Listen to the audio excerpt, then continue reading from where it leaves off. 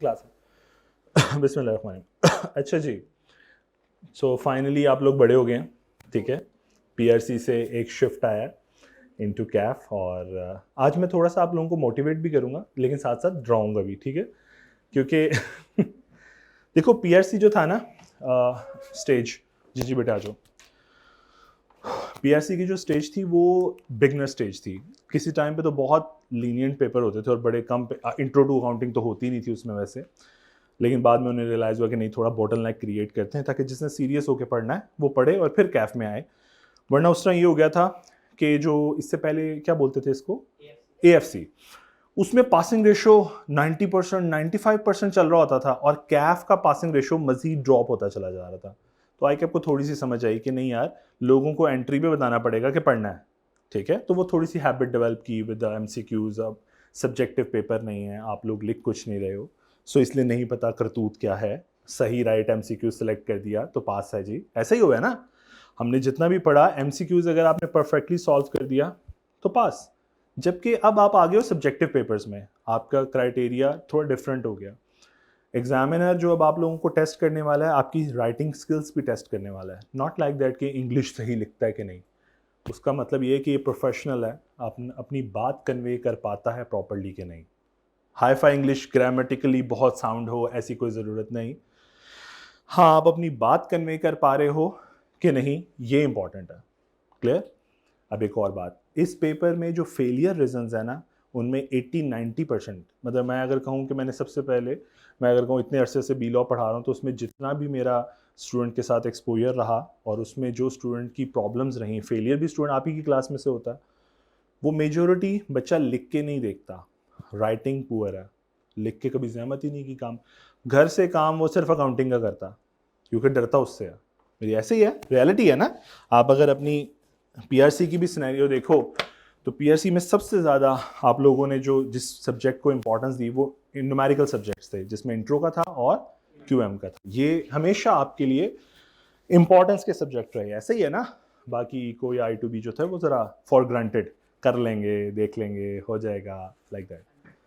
Same problem ना कैफ में भी चलता है। स्टूडेंट बहुत ज़्यादा फोकस कर देता है न्यूमेरिकल सब्जेक्ट को, तो मैं पहले दिन थोड़ा सा डरा देता हूँ कि देखो यार 100 मार्क्स का पेपर है, वो भी और ये भी, और अगली स्टेज में जाने के लिए ये पेपर भी पास करना है, ज़रूरी है, ठीक है।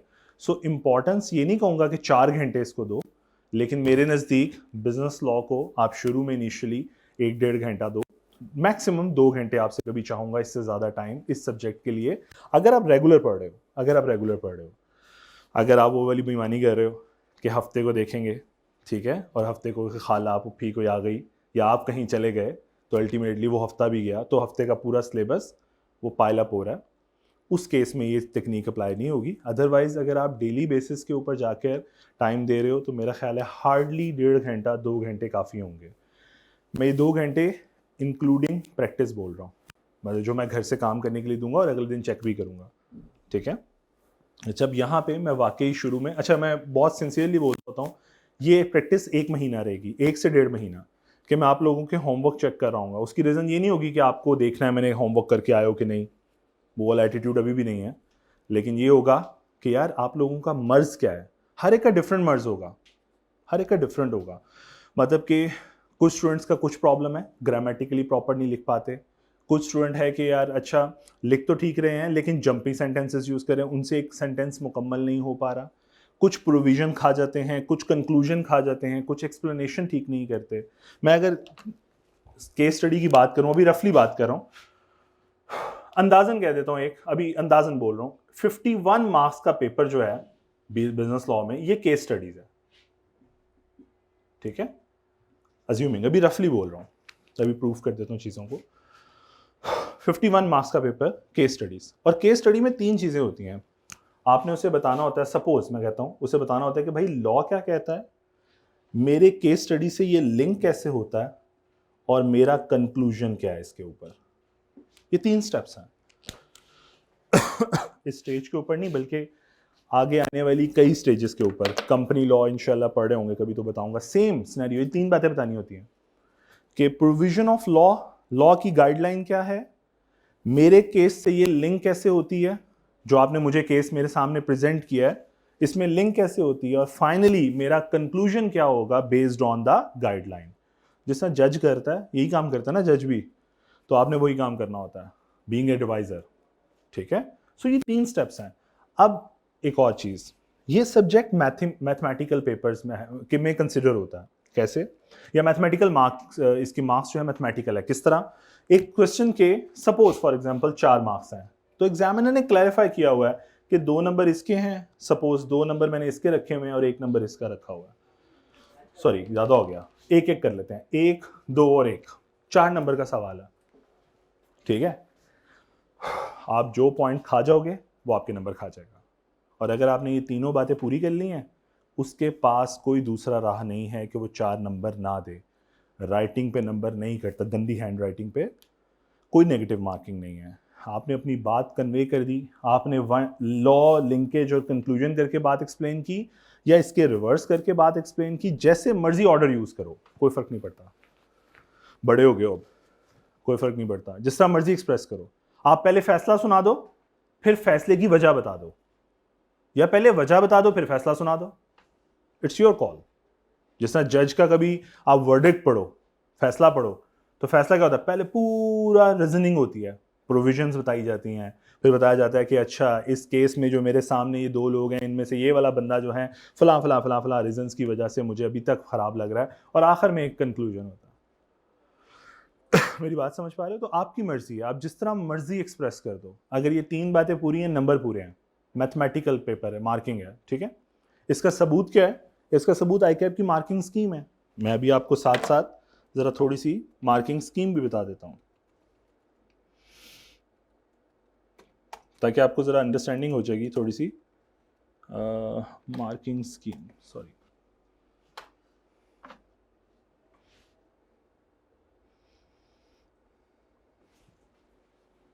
ये देखिए, ये मैंने सोल्यूशन और उसकी मार्किंग स्कीम निकाली है। इनफैक्ट ICAP की किसी स्प्रिंग अटेम्प्ट की है, सो ये भी मैटर नहीं करता, और ना भी आपको समझ आएगी अच्छा एक्सप्रेस किस तरह कर रहा है। लेकिन देखो गौर करो, मैं इस तरफ आता हूँ थोड़ा। 1 mark for explaining each difference between civil and criminal law. भाई 1 नंबर रखा हुआ है मैंने, टोटल कितने हैं? 4 नंबर, 4 डिफरेंसेस बताओगे, पूरे नंबर ले लो मुझसे, कोई मार्क डिडक्शन।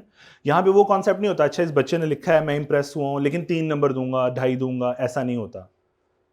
आपने एक्सप्रेस कर दिया, पूरे नंबर। ये देखो जरा आगे देखो, 0.5 marks for identifying each criminal law in force in Pakistan. 0.5 number रखे मैंने हर एक के। टोटल मार्क्स कितने हैं? 1, 2 बताने हैं मिनिमम, 2 सही बता दिए, 1 नंबर पूरा। 2 से ज्यादा भी लिखने की जरूरत नहीं है, तुम्हारी मर्जी है। स्टूडेंट यूजुअली 3 लिख देता है, 4 लिख देता है, लेकिन उसने 2 के नंबर दे दिया, आपको 1 नंबर पूरा। सो मैं आपको सबूत दे रहा हूँ कि ये मार्क्स पेपर में जो चेकिंग है वो न्यूमेरिकली आपको मार्क्स मिलते हैं, तो इसलिए पासिंग रेशियो ज़्यादा हो जाता है। बात समझ आ रही है? अब आप अपनी खुद खाओगे चीज़ें, जिस तरह फॉर एग्जांपल आपने डिफरेंस लिखने थे, आपको नहीं याद आए, आपने 3 लिखे हैं, तो आप समझ लें आप 1 नंबर छोड़ के आए हैं। ठीक है, लेकिन स्टूडेंट क्या करता है, अपने आप को जब इवेल्युएट कर रहा होता है ना, तो स्टूडेंट कहता है अच्छा जी 4 नंबर हो गए, ये तो मैंने अच्छा लिखा है, 3 तो आ ही जाएंगे। ये वो वाला कॉन्सेप्ट यहाँ पे अप्लाई नहीं होता। दूसरी चीज़, मार्किंग जो है उसे सिंडिकेटिंग मार्किंग बोलता जा रहा है। पहले तो नहीं ऐसा होता था, लेकिन बहुत अरसे से ऐसा ही ICAP के अंदर कि आपके अगर फॉर एग्जांपल इस पेपर के 10 सवाल हैं, ये देखिए मेरा ख्याल है अप्रॉक्सीमेटली 10 सवाल होते हैं। सो 10 सवाल हैं इस पेपर के, सपोज क्वेश्चन। अब 10 डिफरेंट लोग चेक कर रहे हैं इस पेपर को, एक एग्जामिनर एक क्वेश्चन चेक कर रहा है, उसके पास सारे स्टूडेंट्स का क्वेश्चन नंबर 1 है, सारे क्वेश्चन, मेरे पास क्वेश्चन नंबर 3 है सबका। सो मुझे बीवी से मार पड़ी हो, मेरी लड़ाई हुई हो, ठीक है, सो जो भी है, जितने भी ह्यूमन फैक्टर्स हो सकते हैं जो मुझे गुस्सा दिला सकते हैं, और मेरा गुस्सा अल्टीमेटली कमज़ोर पे निकलता है, और कमज़ोर कौन है? जिसका पेपर मेरे हाथ में है। सो इनफैक्ट वो जो ह्यूमन फैक्टर्स थे वो कम हो जाते हैं बेटे, वो कम हो जाते हैं। ठीक है, क्योंकि मैं मैक्सिमम भी आप पे को गुस्सा निकाल पाया, या मेरा ह्यूमन फैक्टर आपको डिस्टर्ब किया भी। पहली बात तो ये है, घर पेपर चेक नहीं होते, एग्जाम हॉल में पेपर एग्जामिनर तशरीफ लाते हैं, तो इसलिए बड़े पुरसकून एनवायरनमेंट में, बेगम से दूर, बच्चों से दूर वो पेपर चेक करता है पुरसकून एनवायरनमेंट में। लेकिन फिर भी ह्यूमन फैक्टर जितने हो सकते हैं वो कम हो जाते हैं, आपका इम्पैक्ट नहीं आएगा डायरेक्ट। सेकेंडली इसमें लेकिन एक जहाँ एक एडवांटेज देखो, आपने देखा कि ये तो एडवांटेज वाली बात है, लेकिन एक डिसएडवांटेज भी है ना। आप खुद सोचो, मैं अगर सुबह से शाम तक अगले 10-15 दिन क्वेश्चन नंबर 2 चेक 3 चेक कर रहा हूँ, तो मेरे पास कुछ ऐसे बच्चे गुजरे हैं जिन्होंने क्या एक्सट्रीम लेवल का आंसर किया होगा, खूबसूरत सा, कि मेरा बेंचमार्क कहीं ऊपर जाके सेट हो गया होगा। आप ही में से होगा ना कोई एक अच्छा बच्चा जिसने बहुत अच्छा लिखा होगा या जिसका वो टॉपिक बहुत स्ट्रांग होगा। अब मेरा स्टैंडर्ड या बेंचमार्क भी बढ़ता जाएगा। तो ये एक फायदा भी है, नुकसान भी है। फायदा ये है, अच्छा लिखा होगा तो अच्छे मार्क्स मिल रहे होंगे। नुकसान ये है कि ब्लेंडर मारा होगा तो वो पकड़ लेगा। बात समझ आ रही है? सो ये एक वजह है एग्जामिनर, और एग्जामिनर के बाद 2 से 3 सॉल्यूशंस वो हमेशा कहता है मेरे पास अवेलेबल होते हैं। सो और ना वो ये, अच्छा एक और बात, वो क्लियर रिकमेंडेशन देता है कि कहीं भी जनाबे वाला, कहीं भी बुक से लिखने की ज़रूरत नहीं है, आप अपने वर्ड्स में लिखें, मेरे लिए एक्सेप्टेबल है, ठीक है। लेकिन इस स्टेज के ऊपर चूंकि आपने ये लैंग्वेज डेवलप नहीं की होती, तो इसीलिए हमें बुक का सहारा लेना पड़ता है शुरू में। एक टाइम आएगा आहिस्ता आहिस्ता जब मैं आप लोगों से 1.5 महीने की एक्सरसाइज करवाऊंगा जिसमें मैं सोल्यूशन चेक करूंगा। उसके बाद नहीं, उसके बाद मैं होमवर्क दिया करूंगा, जर्नली डिस्कस किया करूंगा इसका सोल्यूशन क्या होगा। बात समझ आ रही है? लेकिन सोल्यूशन चेक नहीं करूंगा, लेकिन इनिशियली मैं 1.5 महीना चेक कर रहा हूँ। जो करवाना चाहेगा सबका करूंगा, अगर सब करवा रहे होंगे तो ठीक है। उसमें हमारा अक्सर एक दफ़ा कई दफ़ा ऐसा होगा कि पूरा पीरियड निकल जाएगा, लेकिन कोई मसला नहीं है। और मैं यहाँ पे रीड आउट भी करूंगा कि क्या लिखा है, ताकि बाकियों को पता लगे कि गलती किस किस्म की स्टूडेंट गलती करता है लिखने में। क्या बात समझ आ रही है? मैं इतना फोकस इसलिए कर रहा हूँ राइटिंग के ऊपर, उसकी एक वजह बता देता हूँ। देखो, पासिंग स्टूडेंट्स की तो परसेंटेज वो मैं भी इसी ओरिएंटेशन क्लास में बताऊँगा ही बताऊँगा। जो नहीं पास हो रहे ना, उनकी जो बहुत बड़ी प्रपोर्शन है ना, वो 40 to 50 मार्क्स, बल्कि मैं अगर बहुत केयरफुली बोलूँ तो 44 मार्क्स to 47 मार्क्स के दरमियान है। बहुत केयरफुली बोल रहा हूँ कि स्टूडेंट फेल हो रहा है 44, 45, 46, 47, उसे लग रहा है बहुत क्लोजर था, बहुत क्लोज, कोई बैड लक हुई है शायद। हालांकि वो कहीं ना कहीं से अपनी राइटिंग की वजह से मार खा रहा है। उसका नॉलेज बेस परफेक्ट है, उसे दोबारा क्लासेस की ज़रूरत नहीं है, उसे दोबारा लॉ पढ़ने की, उसे लिखने की ज़रूरत है। अब आप ऐसे महान हो सारे कि आप पहली दफ़ा कलम उठाते हो। अगर मैं पहले जब प्रैक्टिस नहीं करता था, अब तो मैं कुछ ना कुछ शर्मिंदा करवा के लिखवा ही लूँगा, एक आधा सवाल था चलो लिखवा ही लूँगा आप लोगों से। वरना स्टूडेंट क्या करता है, पेपर वाले दिन कलम उठाता जाके, फिर बनता है वो स्कॉलर। उससे लगता है ओ हो, उससे लगता है मेरे से ज़्यादा अच्छा तो लॉ लिख ही कोई नहीं सकता, ठीक है। ऐसा गुमान लेकर वो पेपर में जाता है, ठीक है, क्योंकि उसने दोबारा प्रूफ रीड थोड़ी करना है। अगर उसे 15 मिनट दिए जाएंगे इसको प्रूफ रीड कर लो, तो मेरा यकीन है, हाँ मेरा यकीन है कि वो खुद अपनी गलतियां निकाल लेगा, ठीक है।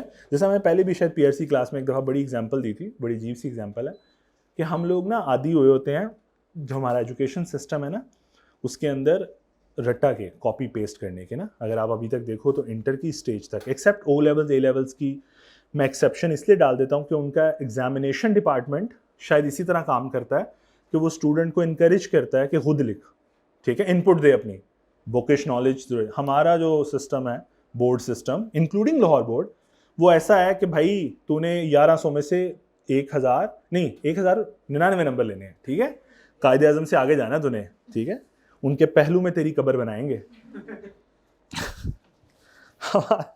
हमारा एजुकेशन सिस्टम का अलमिया जो है ना बहुत बुरा हो गया है, अदर देन सीए भी बचा हुआ है उस हवाले से। और वो ये है कि हम लोग सब ना रिजल्ट फोकस्ड हो गए हैं, प्रोसेस फोकस नहीं है हम लोग, रिजल्ट फोकस। मतलब कि अगर देखो तो घर में इज्जत उसको मिल रही है जिसके टॉप के नंबर आ रहे हैं। हो सकता है नीचे वाला ज़्यादा इंटेलिजेंट हो, लेकिन घर में आप अक्सर एक बड़ी बहन की वजह से जो बहुत पढ़ाकू किताबी कीड़ा होती है, या बड़ा भाई जो बहुत किताबी कीड़ा होता है, उसकी वजह से सारी जिंदगी जलील होते हो। हाँ, यस, कजन भी, मैं हैरान हूँ इस बात पे, ठीक है। हालांकि आप देख लो उनकी प्रोडक्शन डिफरेंट है, लेकिन पेरेंट्स नहीं। बंदा कई दफा खड़े हो गए पेरेंट्स को कह सकते हैं यार अपनी प्रोडक्शन देखो, उनकी प्रोडक्शन देखो, फिर भी आप लोग कंपैरिजन कर रहे हो। लेकिन चलो समझा रहा हूँ, फैक्ट्री डिफरेंट है तो प्रोडक्ट तो डिफरेंट होगी ना, आप कंपैरिजन तो क्या मत करो। चलो आप वापस आता हूँ, समझाना ये चाह रहा हूँ कि हम लोग फोकस्ड हैं ऑन एग्जाम रिजल्ट्स, ये प्रॉब्लम है, हम प्रोसेस पे फोकस नहीं, इसलिए एजुकेशन सिस्टम का ये हाल। हम इनपुट नहीं मांग रहे स्टूडेंट से, हम कह रहे हैं अच्छे से नंबर ला के दिखा। और बच्चों ने क्या, उस्तादों ने भी शायद क्रैक कर लिया सिस्टम को, और उन्होंने वही क्रैक सिस्टम बच्चों को रिप्रेजेंट कर दिया एकेडमीज के अंदर। बच्चा स्कूल नहीं पढ़ रहा, कॉलेज नहीं पढ़ रहा, बच्चा अकेडमी पढ़ रहा है, डबल जगह जा रहा है, लेकिन स्कूल वालों को सिर्फ दिखाने और एकेडमी में पढ़ने। कुछ ऐसा सिनेरियो इस वक्त करंटली प्रिवेल करता है सिस्टम का, जो कि डिजास्टर है। चलो वापस तो हमारा प्रॉब्लम ये है कि हम लोग राइटिंग में ना अपनी इनपुट देते हुए डरते हैं। हालांकि हम बहुत, आप लोगों में से ही कुछ बच्चे बहुत अच्छा लिखते होंगे, लेकिन कभी आप लोगों ने एक्सप्लोर ही नहीं किया अपने आप को। मैक्सिमम आपसे कुछ लिखवाया गया होगा तो ऐसे लिखवा लिया होगा, और वो भी आप डरते डरते लिखते होंगे कि चलो यार ऐसे लिखना होगा, इंग्लिश में लिखा होगा कहीं पे, वरना कोविड वाले तो नहीं हो ना तुम लोग? ओह नहीं है, कुछ लोग हैं बचे हुए, कुछ कोविड वाले हैं, ठीक है। कोविड वाले स्टूडेंट थोड़ी थे, ठीक है ना? सही बात है, क़यामत वाले दिन उनका अलग हिसाब होगा। अच्छा तो मैं अक्सर एक जुमला पहले भी कई दफ़ा बोला है, मैंने हाल पीआरसी में तो बहुत दफ़ा बोलता था कि हम जंपी सेंटेंस लिखने के आदी होते हैं। मतलब जिस तरह हमें अगला सेंटेंस नहीं आता, जैसे मैं कहूँ माई बेस्ट फ्रेंड पे भी लिखना होता था तो he is my best friend full stop, he is very punctual full stop. मतलब हमें उससे आगे लाइन ही नहीं आ रही, क्योंकि कभी प्रैक्टिस ही नहीं की। सो वो हैबिट मैं थोड़ी सी डेवलप करना चाहूँगा, 1-1.5 महीने में वो एफर्ट मैं करूँगा, ताकि आप लोग एक दफ़ा लिखने के आदी हो जाएं। आप जब लिखोगे तो आपको रियलाइज़ होगा कि आप कितना गलत मलत लिख देते हो, ठीक है। और एक और बात, जब होमवर्क दूंगा बराए मेहरबानी सोल्यूशन देख के नहीं लिखना, मुझे इंप्रेस करने से कुछ नहीं होने वाला। सो वही आउटपुट लेके आना जो पहली दफ़ा लिखोगे, क्योंकि उससे मुझे रियलाइज़ होगा कि आपकी एक्चुअली में मर्ज़ क्या है। तबीब बदलने से कुछ नहीं होने वाला, मर्ज़ आइडेंटिफाई करना पड़ेगा। शुरू में ही कर लेंगे तो ज़्यादा एडवांटेज में रहेंगे। क्लियर? सो ये इस पेपर को पास करने का एक टूल है, क्योंकि देखो आप 51 मार्क्स अगर मैं कहता हूँ रफली आपके केस स्टडी से आने हैं, तो इसका मतलब है आपकी इनपुट भी तो फिर ज़्यादा होनी चाहिए इसमें। क्लियर हो रही है बात? चलो सो फिर कुछ बच्चे शिदात, चलो आगे उस पर बात करते हैं। अभी ये मैं इंट्रोडक्शन खा गया हूँ अपना, बहुत दफ़ा दे दिया, ठीक है। जो नहीं जानते उनको बस बता देता हूँ, क्वालिफाइड हूँ, ठीक है जी। और पिछले 7 सालों से पढ़ा रहा हूँ गालबन, ठीक है। बच्चों का मुस्तकबिल तबाह करने आया था और उसमें काफ़ी हद तक कामयाब हूँ, ठीक है। मैं मजाक अपार्ट फ्रॉम जोक, ठीक है जी। सो मेरा सफ़र जो है वो तरक्की का वो उल्टा ही है, बाकियों को तो पता है। पहले मैंने सीफैप पढ़ाना शुरू किया था, फिर तरक्की हुई, कैफ पढ़ाना शुरू किया, उसके बाद ये लकी रहे हैं कि ये पीआरसी भी पढ़ पाए हैं मुझसे, ठीक है जी। पीआरसी से नीचे कुछ नहीं है यार अब। अच्छा जी, चलो हम ज़रा डायरेक्टली आते हैं। ये छोटा सा ब्रीफ इंट्रोडक्शन था, जिन्होंने नहीं जानते, बाकी तो सारे मेरे ही स्टूडेंट्स बैठे हैं। मार्क्स एलोकेशन कुछ इस तरह की है कि एमसीक्यूज 15 मार्क्स के एमसीक्यूज आते हैं इस पेपर में। 100 मार्क्स का पेपर है, 15 एमसीक्यूज। अब 15 एमसीक्यूज नहीं होते, कोई 2 नंबर का है, कोई 1.5 नंबर का है, कोई 1 नंबर का है, और करते करते कहीं 12-13 एमसीक्यूज आप देख रहे होगे पेपर में। ये क्वेश्चन नंबर 1 होता है आपके पेपर का, ठीक है जी। उससे आगे बाकी बचे 85 मार्क्स। 85 मार्क्स का 60% केस स्टडी है और 40% डिस्क्रिप्टिव पेपर है, ठीक हो गया। अब 85 का 60% लो, मेरा मैथ बहुत कमजोर है, मेरा ख्याल है अराउंड 51 बनता है, जरा करके देख लो। 85 का 60% क्या बनता है, इतना चेक कर लो कोई कैलकुलेटर पे। वो देख, सर नदीम का स्टूडेंट बोला मेरा मैथ बहुत कमजोर है, मैंने अंदाजा लगाया हुआ इतना होता है, 51 ही बनता है ना, हाँ बस ठीक है। सो 51 मार्क्स आपके केस स्टडी के हैं, और रिमेनिंग जो 34 बचे तकरीबन, हाँ इतने मार्क्स डिस्क्रिप्शन के हैं।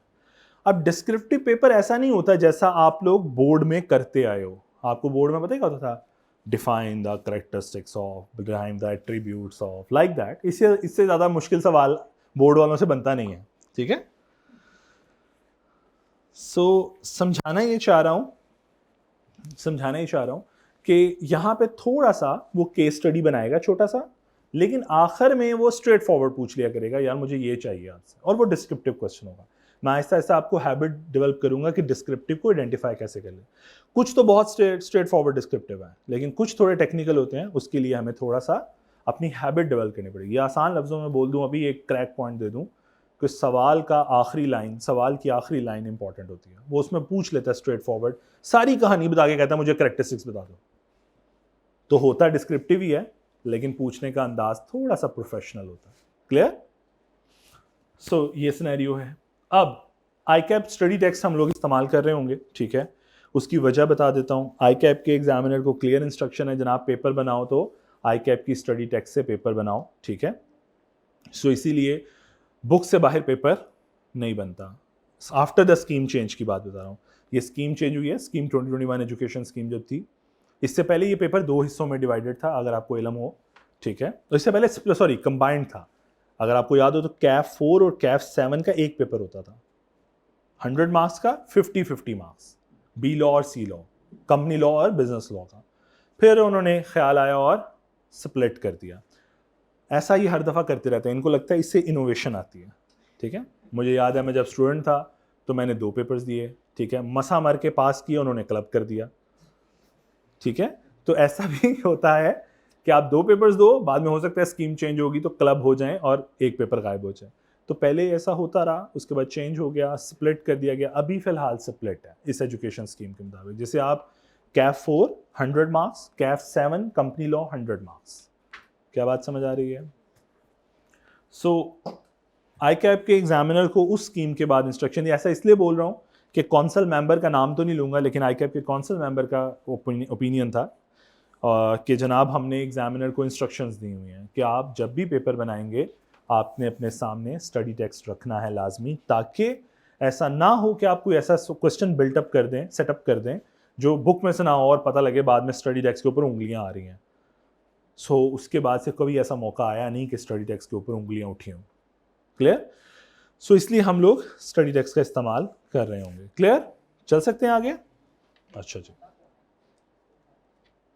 ये बातें मैंने ऑलरेडी डिस्कस कर ली कि होमवर्क्स दूंगा, लेकिन मैंने पहले ही प्रिकॉशनरी मेजर्स में बोल दिया है कि 1 से 1.5 महीना हम ये प्रैक्टिस कर रहे होंगे, उसके बाद आप लोगों को अपने अपने प्रॉब्लम्स पता लग जाएंगे, फिर आपने उन प्रॉब्लम्स पे एफर्ट करनी है, फिर वो कैसे एफर्ट करनी है वो मैं सिखाऊंगा, ठीक है, लेकिन पता लग जाएगा आपको 1-1.5 महीने में कि आप क्या लिख रहे हो। मैं एक बहुत वर्स्ट सिनेरियो शेयर करता हूँ। एक बेटी थी, आज से कोई 1.5 साल पहले की क्लास में थी मेरा ख्याल है, उस बेटी का जो मार्क्स थे, रिजल्ट्स मार्क्स, वो 11 मार्क्स थे मेरा ख्याल है पूरे पेपर में। पेपर उसने 100 का किया, ठीक है, नंबर उसके 11 आए हैं। और जब मेरी उनसे बात हुई तो उस बेटी ने कहा सर मैंने MCQs 11 नंबर के तो MCQs ठीक किए थे, ठीक है, मतलब कि शायद 20 नंबर थे, गाल में इस तरह होगा, मुझे नहीं याद। तो 11 नंबर के तो MCQs थे, बीच में से कोई 8-9 नंबर ही बचे जो उसने सब्जेक्टिव में से टेकअप किए। अब मुझे मेरा चूंकि एक मैंने कहा ये प्रैक्टिस चलती है कि मैं चेक कर लेता हूँ, तो मैंने उससे पूछा बेटा तूने मुझे कभी क्लास में लिख के चेक करवाया? उसने कहा हर दफ़ा जब आपने होमवर्क दिया मैंने तो चेक करवाया। मैंने कहा आपने जो भी मुझे भेजा हुआ है कभी वो मुझे सैंपल के तौर पे दोबारा भेजो, मुझे याद आ जाएगा कि आप कौन सी वाली बेटी हो, इस तरह नाम तो नहीं मुझे याद है। उसने मुझे 2-3 सैंपल भेजे, तो मुझे याद आ गया कि मैंने इस बेटी को बारहा दफ़ा बताया था क्लास में कि बेटा कंसाइज करना है आंसर, लेकिन कंसाइज का मतलब ये 3 पॉइंट्स बताने हैं। उस बेटी का एक एटीट्यूड था लिखने का कि वो एक लाइन के अंदर, मैक्सिमम 5 नंबर का भी सवाल होता था ना तो 2 लाइंस के अंदर आंसर दे देती थी कि ये करना है, चलो ठीक है। So what I perceive from that कि यार उस बेटी ने जो भी लिखा उन्होंने उसे कंक्लूजन कंसिडर किया और सारे कंक्लूजन एक्सेप्ट कर लिए जो जो सही थे, और बाकी नंबर खा गए वो एग्जामिनर भी, आपने खाया वो भी खा गए। तो फिर मैंने बेटी को रियलाइज़ करवाया, मैं कहा आपको याद है मैं आपको कुछ कहता होता था इस चीज़ के ऊपर? उसने कहा हाँ सर, आपने कहा था इतना भी शॉर्ट नहीं लिखना जितना तुम शॉर्ट बना देती हो। तो मैंने कहा बेटे आपके सोल्यूशन में ना लॉ है, कहीं पे गाइडलाइन है, और ना आपकी लिंकेज है या केस स्टडी की डिस्कशन है। आप तो कंक्लूजन बता रहे हो, हाँ कर लो, नहीं करना, अवार्ड से डैमेजेस अवार्ड हो जाएंगे, नहीं होंगे, ये बता रहे हो आप सिर्फ। तो आप अल्टीमेटली तो फिर इसके लिए डिस्कशन कर रहे हो ना 1 नंबर की। तो वो तो बेशक 4 नंबर का सवाल हो या 6 नंबर का सवाल हो, उसने देना तो एक ही नंबर है, फिर आपको जितना आपने लिखा है वो उतना ही नंबर देगा ना। सो बी केयरफुल, आप खुद खाओगे तो वो आपके नंबर भी खाएगा। Is that clear? सो वो एक वर्स्ट सिनेरियो था मेरे सामने कि इस तरह भी होता है। ठीक हो गया, ये बात भी क्लियर हो गई। इसके अलावा बाकी मैंने आपको बता दिया, पुअर रीडिंग, अच्छा पुअर रीडिंग पे नहीं बात हुई, जंपी सेंटेंसेस पे बात हो गई, लैक ऑफ प्रैक्टिस पे बात हो गई। एक प्रॉब्लम और कॉमन इशू है, वो पुअर रीडिंग है। देखो बेटे, मैं यहाँ पे बिल्कुल नहीं कहूँगा रट्टा मारना है। आप जब शुरू में थोड़ा सा चलना शुरू हो गया ना मेरे साथ, शुरू में शायद आपको लगे कि कुछ लैंग्वेज को, हर सब्जेक्ट की ना एक लहजा होता है। अकाउंटिंग का एक लहजा है। अब तक हमने 4 सब्जेक्ट पढ़ भी लिए हैं, आपको एक आइडिया होता है कि I2B पढ़ने का एक लहजा था, इकोनॉमिक्स पढ़ने का एक अंदाज था, अकाउंटिंग करने का एक डिफरेंट अंदाज था, ऐसा ही है ना। सो इस सब्जेक्ट का भी एक लहजा है जो पहले कभी डेवलप नहीं हुआ, क्योंकि इससे पहले कभी लॉ का पेपर देखा ही नहीं। सो होता क्या है, स्टूडेंट क्या करता है, स्टूडेंट सोचते हैं शायद हर चीज़ को रट्टा मारना है, ऐसा नहीं है। आपने शायद, आप में से आहिस्ता आहिस्ता कुछ लोग ऐसे होंगे जिसको प्रोविजन ऑफ लॉ भी याद करने की ज़रूरत शायद ना पड़े, क्योंकि इतनी आसान बातें आप खुद भी लिख सकते हो। रियलिटी में ये पेपर सबसे इजी पेपर है इस स्टेज का, सबसे इजी पेपर। मैं रियलिटी बोल रहा हूँ, सच बोल रहा हूँ, मोटिवेशन करने देने के लिए नहीं बोल रहा, हकीकत में ऐसा ही है। ये आसान पेपर है। फेलियर रेट लिखने की वजह से आ रहा है। पुअर रीडिंग ये है कि बच्चा पढ़ता नहीं। अब देखो, अगर मैं ये आपको कहता हूँ आपने याद नहीं करना, आप ऐसे बच्चे हैं जिसको याद करने से, मेमोराइजेशन से मौत वाक़या होती है, होते हैं कुछ लोग, जैसा कुछ को अकाउंटिंग से होती है, कुछ को याद करने से होती है। वो बच्चे खुद अच्छा लिख सकते हैं, तो फिर उनको मैं कहूँगा याद ना करो, ठीक है, आप लिख अच्छा लोगे।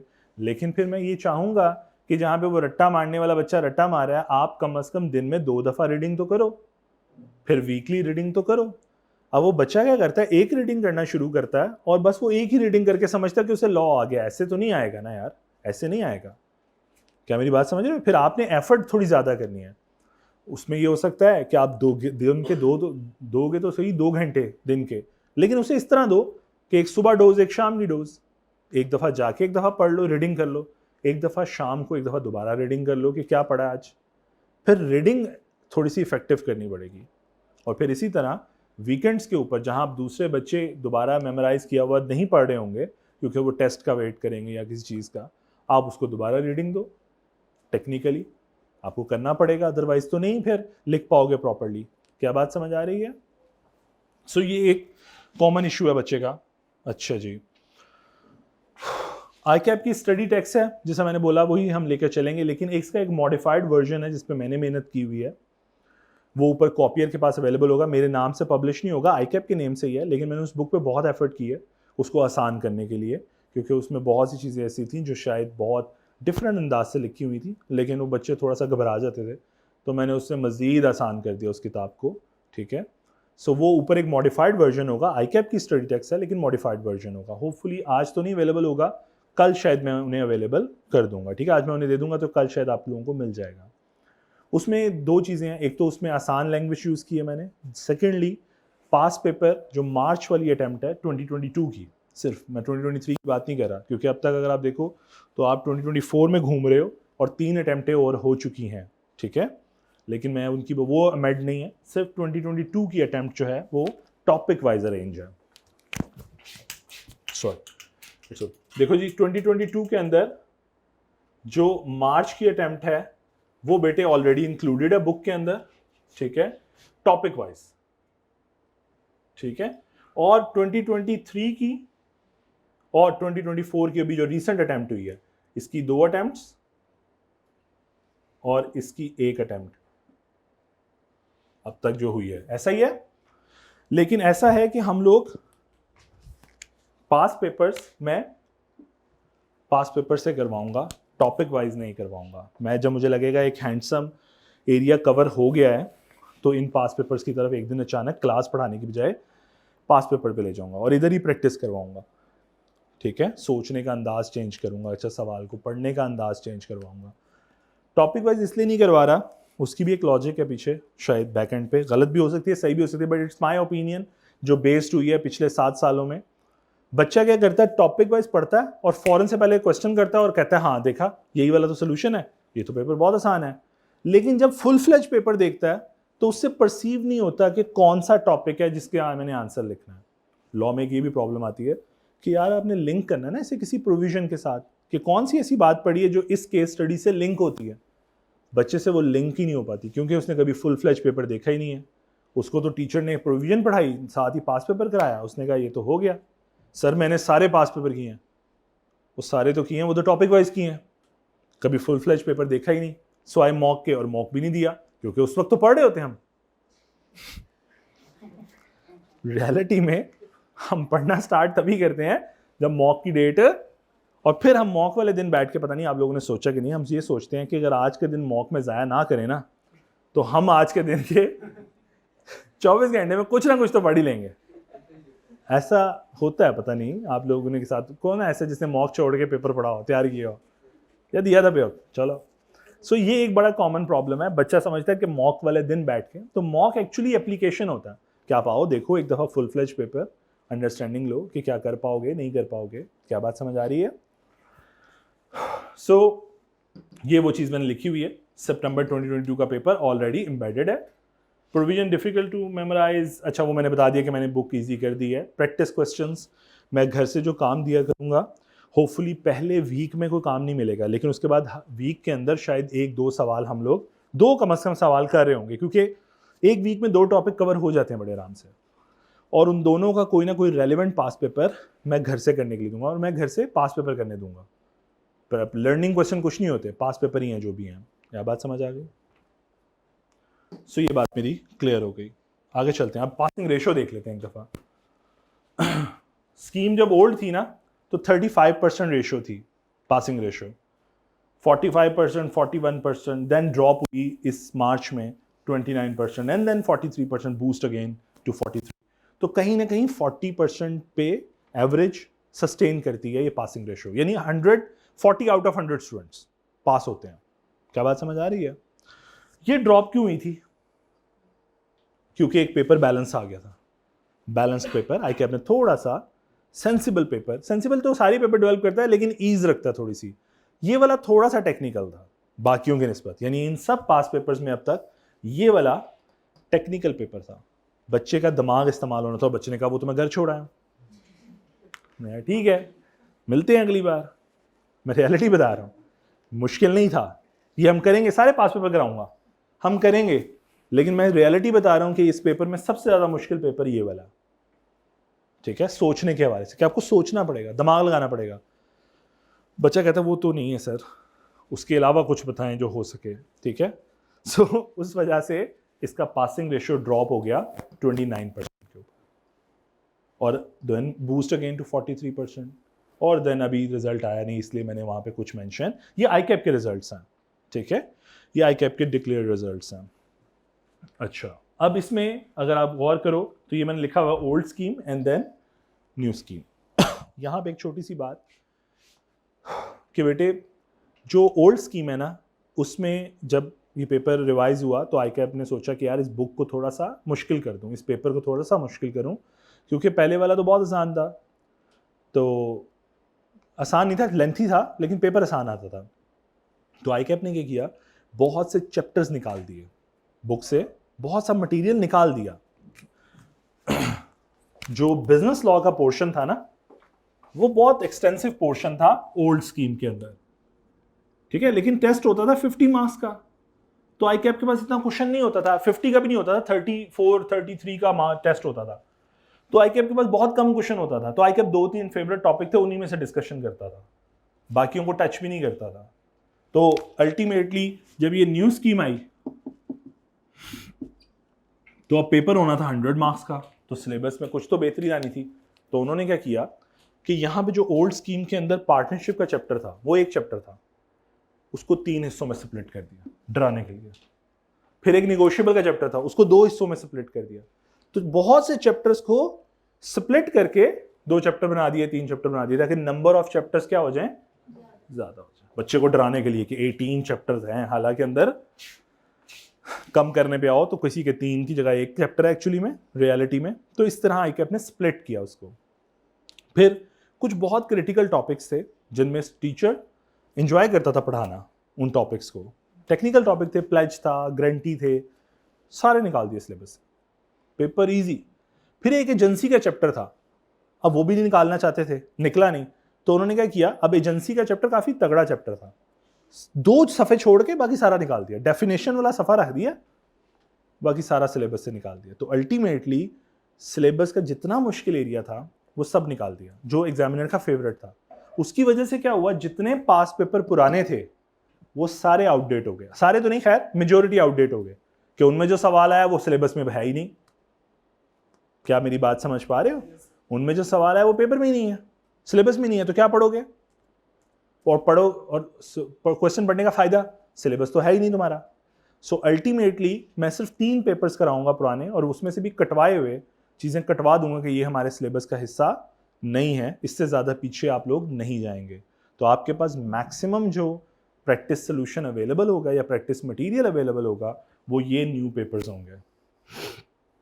उसका तरीकाकार ये होगा, ये मैं वक्तन फ़ौक्तन साथ साथ करवाऊंगा क्लास के अंदर, ठीक है। घर से करने मुश्किल ही है शायद दूं, घर से करने में शुरू में जो लिखवा रहा हूँ वही लिखवाऊंगा, अदरवाइज साथ साथ ये करवाऊंगा, यदि क्लास में सॉल्व करवाऊंगा। ये वाला पेपर हम सेशन के बिल्कुल एंड पे पढ़ेंगे फुल फ्लैज। ये मैं टॉपिक वाइज नहीं कराऊंगा क्योंकि मैं उस दिन डराना चाहूंगा कि पूरा पेपर है, पढ़ो इसमें से सवाल कौन सा पहले सॉल्व करोगे। क्या मेरी बात समझ आ रही है?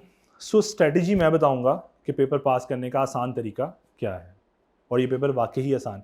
मैं अगर ये कहूँ कि पहले 50 मार्क्स ऐसे होते हैं हर पेपर में, जितनी भी स्कीम के बाद की बात कर रहा हूँ, 50 मार्क्स ऐसे हैं जो आप दिमाग बंद करके सॉल्व कर सकते हो पहले 50 मार्क्स। यानी अगर आप 50 सॉल्व करने जाओ 1.5 घंटा गुजर जाता है, और 1 घंटे बाद स्टूडेंट तो वैसे ही लड़ाका हो जाता है। रियलिटी है, पहला घंटा होता है जिसमें आप परेशान होते हो, दिमाग साथ नहीं दे रहा, हाथ साथ नहीं दे रहा, ऐसा हो रहा है कि आप लिखना चाह रहे हो, हाथ कहता है कभी लिख के देखा तूने, पहले तेरे टूटते थे हाथ, आज तो लिखना चाह रहा है, आज तो नहीं मुझसे लिखा जा रहा।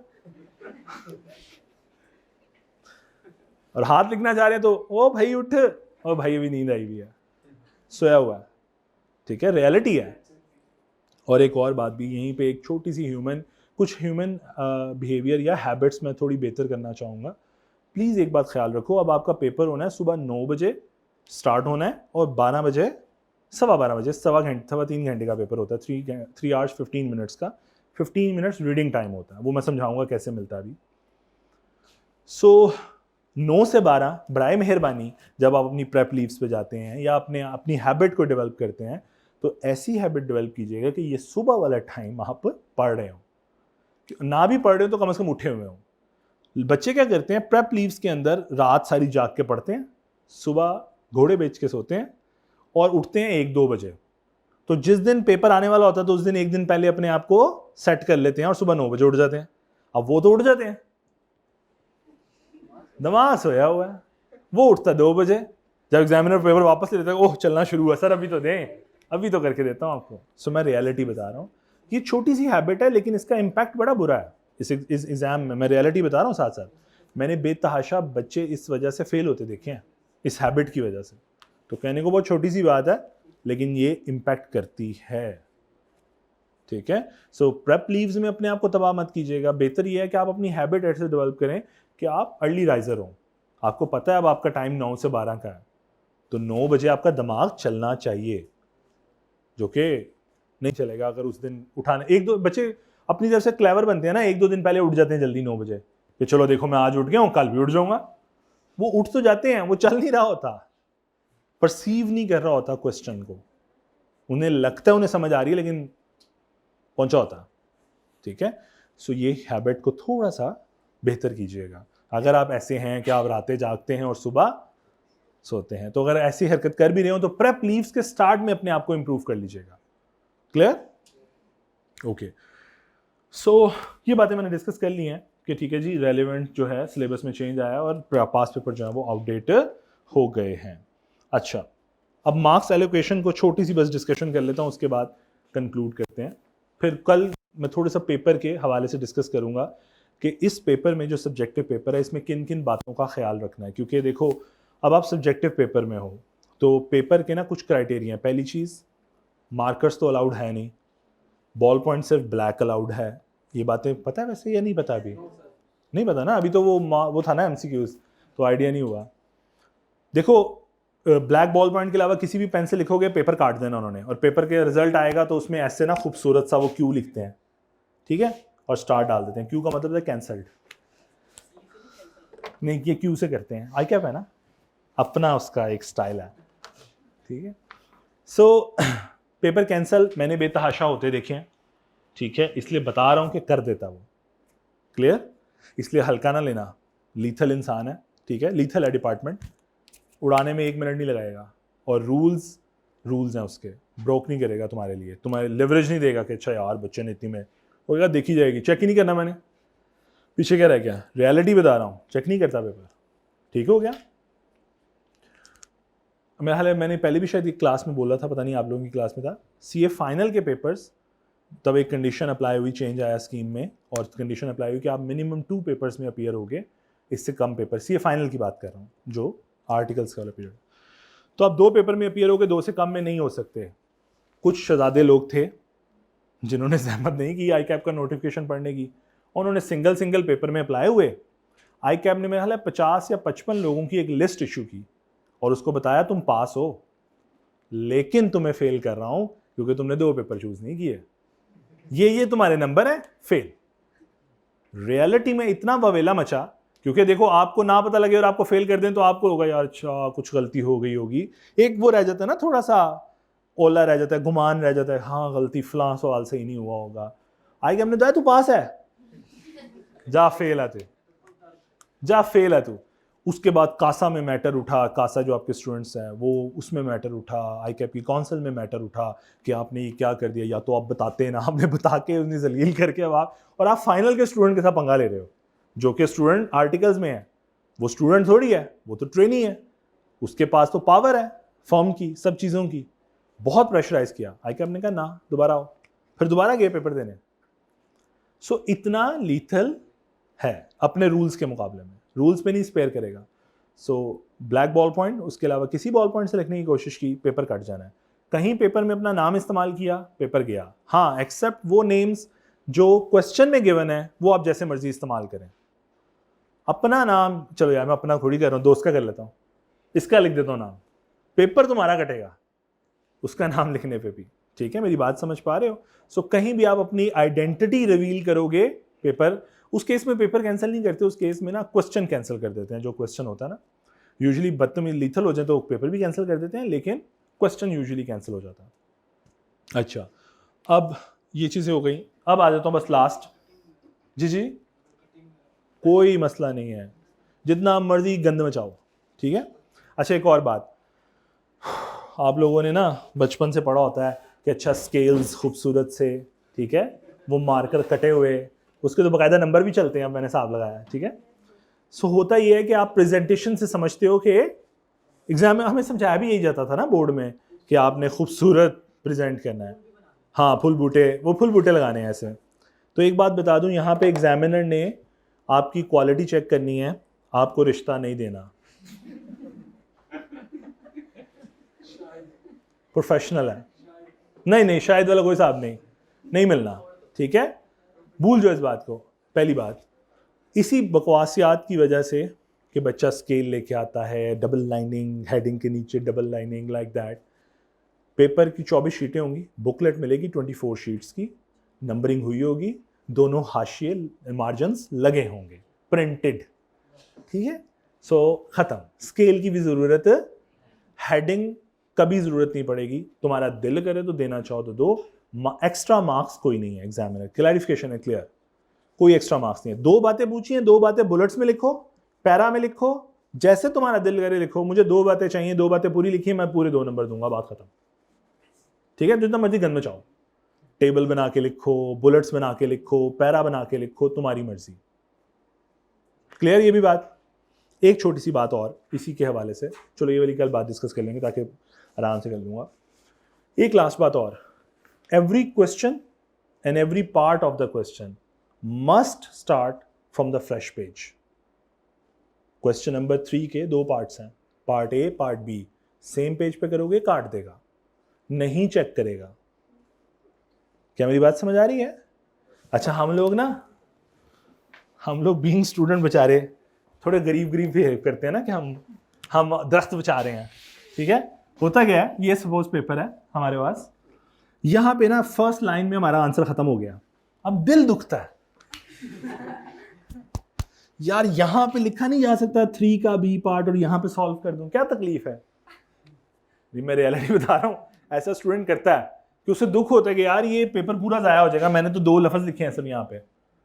भाईजान नहीं अलाउड, आपका पूरा पेपर, ये वाला पेज कैंसिल हो जाएगा, चेक नहीं करेगा एग्जामिनर, गया। क्या मेरी बात समझ आ रही है? सो ये अच्छा बार्स लगी हुई हैं, थोड़ा सा और समझा देता हूँ। ये साइड पे मार्जिन्स लगे हुए हैं, इन मार्जिन्स में कभी पेपर में किसी की याद आ रही हो तो कुछ नहीं करना, आप लोग बैठे ना फुल बुट्टे ऐसे ऐसे कुछ करते रहते हैं, या कुछ खोया होता तो वो चल रहा होता है उसका एक पेन थोड़ा सा ना।